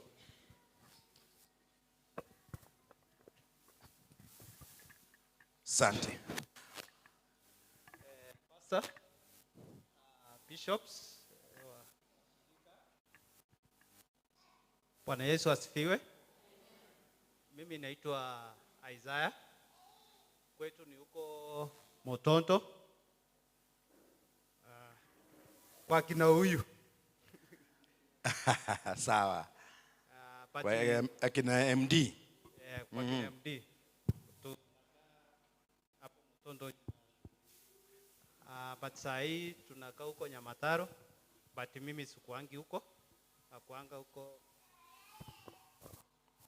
kwa ajili ya kazi. Mimi nakuanga Kisumu. But kanisa langu imekuwa Motonto huko tukiwa village. But sasa tutakuwa tunashiriki na nyinyi.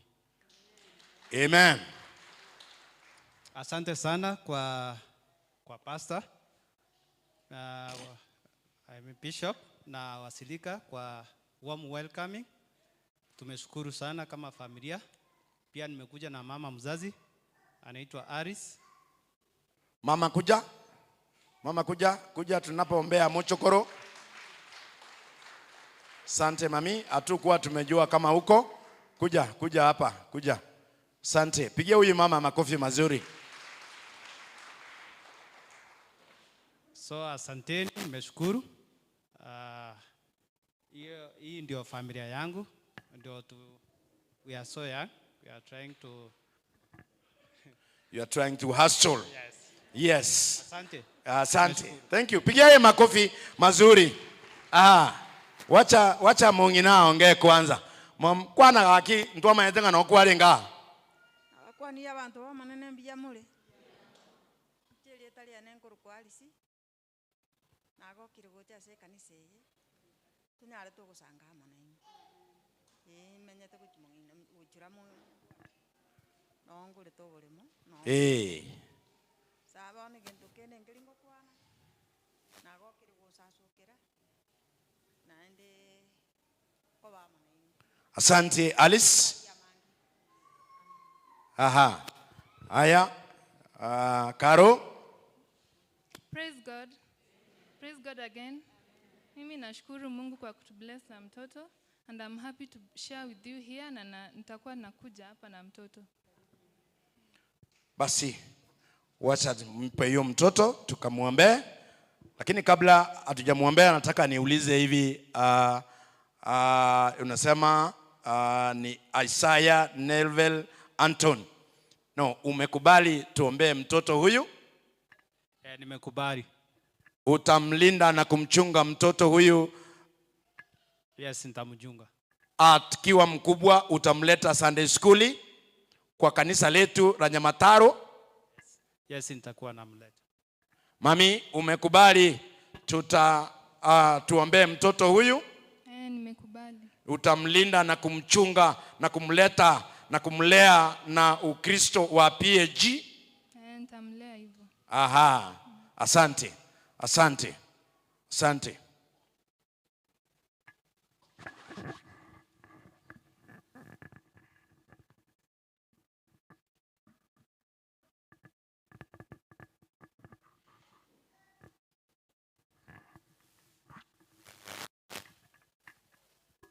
Leo hii kwa kukubali wazazi wa mtoto Eden Regine Isaiah Neville Anton pamoja na mamake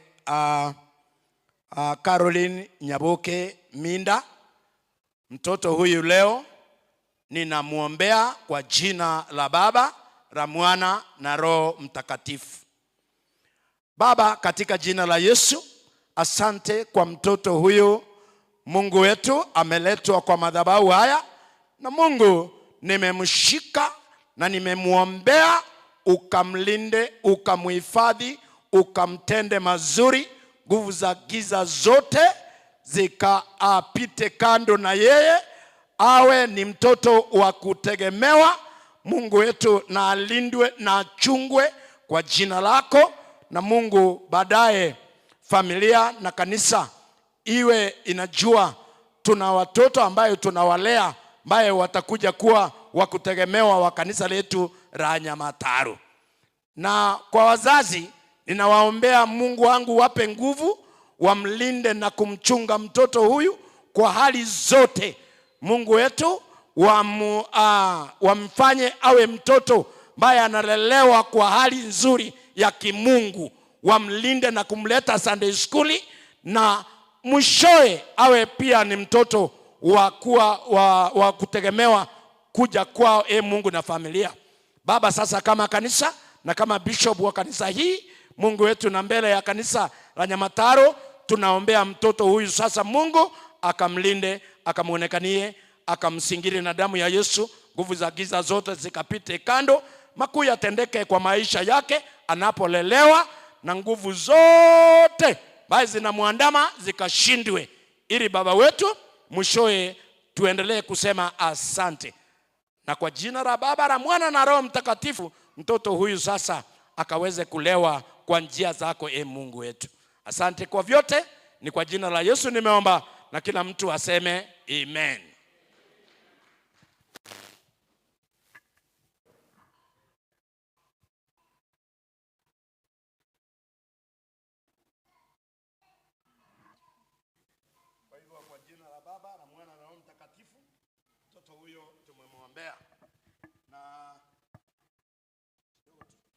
Hii ni kadi ya kuonyesha tumeombea mtoto huyo kwa jina la Baba, la Mwana na Roho Mtakatifu. Amen. Basi na Mungu awabariki na watende mazuri. Thank you so much. May God bless you.